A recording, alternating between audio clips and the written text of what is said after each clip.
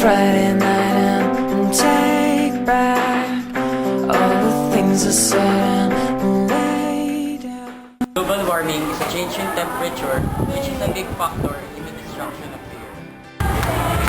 Excuse me, can I ask you a few questions? I suppose yes. What can you say about the surroundings here in Saiteng?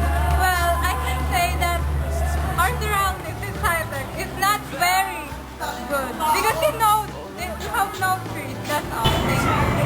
Global warming. What is global warming? It is simply defined as the heating of the Earth's surface or crust. This is due to the heat coming directly from the sun, which is trapped by the greenhouse gases. CFC is one major type of greenhouse gas that is slowly destroying our world.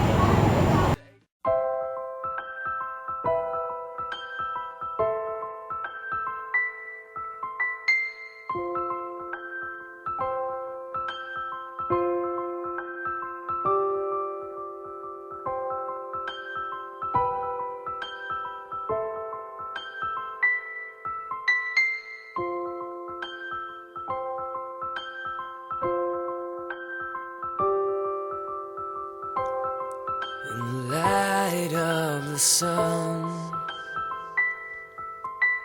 is there anyone? Oh, it has begun.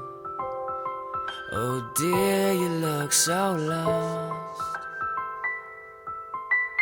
Eyes are red and tears are shed. This world you must have crossed, you said.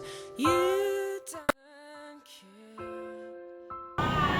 We humans should act in order to get back the Earth's former state.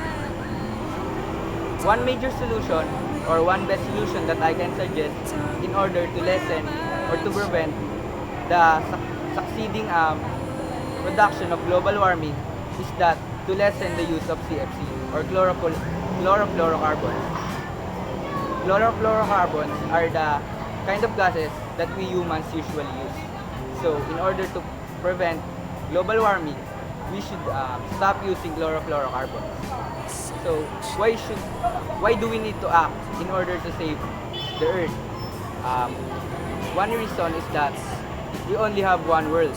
So if we do not save it, we will have no place to live in.